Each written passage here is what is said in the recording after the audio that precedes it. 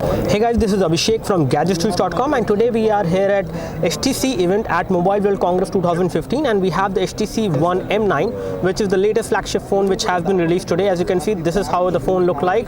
In terms of the overall design, this one looks very similar to the HTC One M8 which we have seen earlier. Again, this is right now covered with the security thing, so we won't be able to show you the micro USB port over there, which can be used for data syncing and charging.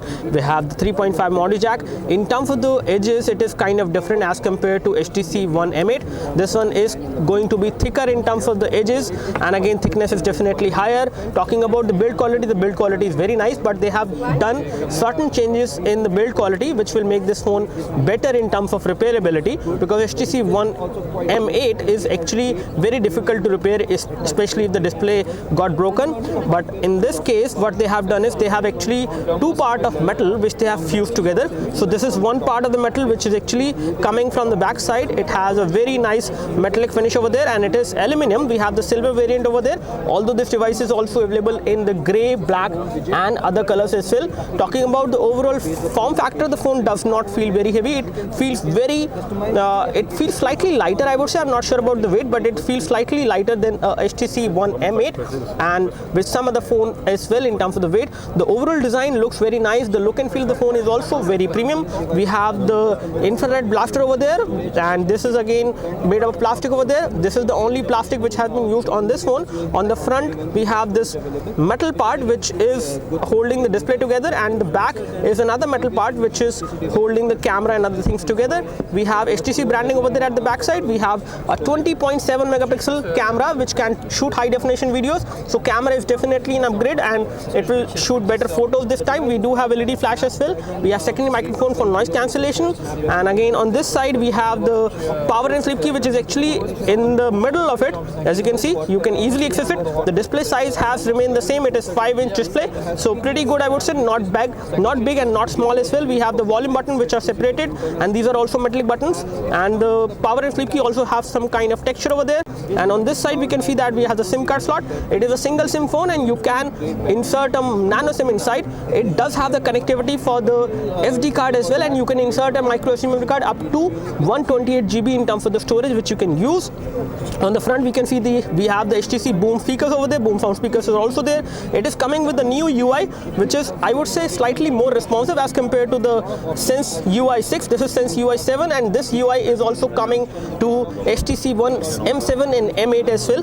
Talking about the front camera is an ultra pixel 4 megapixel camera, which was the main ultra pixel camera, so they have put an ultra pixel camera at the front. We have the proximity and ambient light sensor over there, and the earpiece and the loudspeaker, and we have two loudspeakers on this phone. On the front we can see that the look and feel of the phone is good. The overall build quality is also very good. Let's take a look over the software UI, and for that we will just unlock the phone. This is how the UI look like. This is the blink feed. Again, everything is looking much more responsive and faster this time. This is how the phone dialer look like. You can easily dial the number, but you do not have the option of making a cellular video call.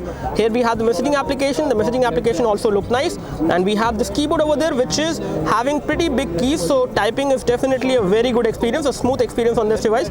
And you can also enable swipe to type on this device. It is by default disabled. Let me just come back and take a look over other things, and we will take a look over the application which are coming pre-installed. So you have the regular application which you might have seen earlier coming installed on this phone. And let's take a look of the storage scenario. As far as storage is concerned, it is having a 32 GB internal storage, and out of that, how much of that is actually available to the user is going to be 15.72 GB, which is kind of less, but again there are certain things which are there on this device. As of now, this is a prototype, but you will get more storage on the final unit which is going to be there once you buy it.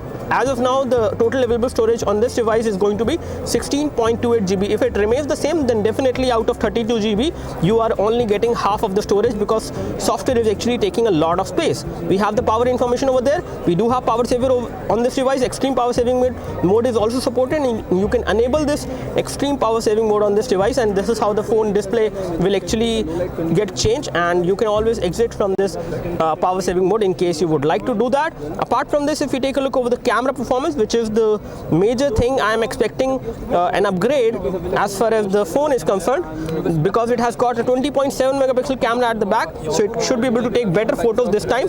It is running on the Snapdragon 801 chipset, which is the latest chipset. And let me just take a photo of my iPhone 6 over there. We will take a photo of the iPhone 6 in this low light scenario, and we will find out how good the camera is. Let me just take a photo. So it does have autofocus and tap to focus is supported.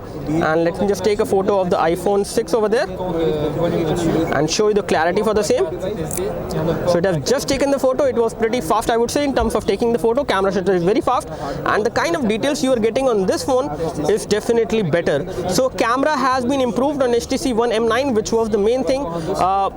You might be looking forward to get an upgrade on HTC One M8. So M9 actually has a pretty good camera. It can capture pretty good colors, pretty good details, and a very nice color production is also being done, especially in this low light scenario. When I take this photo, I can see the details of the photo very nicely.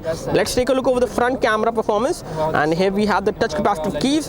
And let me just come back to the camera UI. So here we are in the camera UI, and let me just toggle to the front camera. When it comes to the camera option, you have option to take a selfie, you have the option to take a panorama mode as well, and you can add more modes. And let me just take a selfie right now. So it starts a timer and then it takes the selfie. This is how the selfie look like. I would say the clarity of the front camera is also good. Even when it is a ultra pixel camera, it is taking the photo pretty nicely. The kind of details I can get on the front camera is very good on this device, which is a nice thing. And as far as the autofocusing capability is concerned, let me just check whether it has autofocus. So it is a fixed focus 4 megapixel ultra pixel camera which we have on the front, and it can take pretty good photos. When it comes to the settings, we have the settings over there. For balance, you can take photos 16:9 aspect ratio. Resolution is this thing. As you can see, this is the resolution. You can record pictures at this much of resolution, which is the highest resolution. Talking about the video, you can record high definition video, you can record full high definition video, QVGA, and other videos as well. Again, I'm not able to find out whether this device can record 4K video. I think that should be supported, but we will confirm that. Apart from this, if we talk about other specification of this device, we have LED flash over there at the back side, which is a dual LED flash, 13 megapixel camera. It has some plastic over there which is kind of emerging out.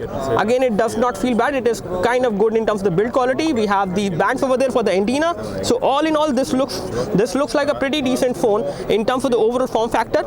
It has 3 GB of RAM, so performance is not going to be an issue. It is a premium flagship from HTC, and definitely a better upgrade or a better phone if you have a choice in between the HTC One M8 or M9. So definitely M9 is going to give you better performance. It is again Snapdragon 810. So Snapdragon 810 is supposed to heat up quite a lot. So we will check out whether this device actually heats up that much, because it has metal over there, but this time they have increased the width or the thickness of the phone, and it is approximately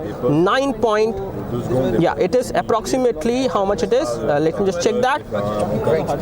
So in terms of physical specifications, this device is kind of high in terms of the thickness, which is 9.6 millimeter to be very precise. I have just got the information. So 9.6 millimeter, and definitely on the edges it does not look that good as the HTC One M8 actually looks like, but still it looks pretty good, because pretty fine, I would say, in terms of the build quality, because the front is metal and the back is also metal, and they are fused together very nicely, so it won't come out, it won't create any kind of issues for you.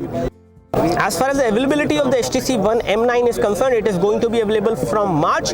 Hopefully it will come to India very soon. I think by the end of March or in the March month itself, you will see HTC One M9 coming to India.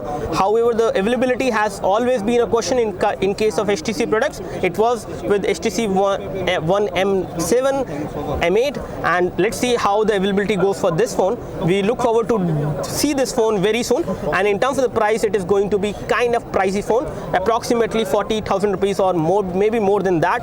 Again, definitely the pricing is going to be a key thing this time, and let's see what pricing the HTC actually defined for this phone once it comes to India. As far as the display protection is concerned, you also get Corning Gorilla Glass 4 on this device, which will give you a very good display, and the display looks nice. Although this is how the bezel look like, it is kind of thick, but the overall display clarity is good, the color protection is good. It is a super LCD 3 display, and it is one of the best display you can have, especially on a premium smartphone these days. So that's all from us. Do let us know if you have any specific question for this device. We would love to help you. You can like this video help you by clicking the like button below. You can subscribe to our YouTube video channel for more videos like this by clicking the subscribe button below this video over here. Thanks for watching this video. This is Abhishek signing off. And one thing I would forget to inform you that it is a super LCD display and viewing angles are very nice, and the overall form factor of the phone is very good. So that's all from us. Thanks for watching this video. This is Abhishek signing off. Thank you.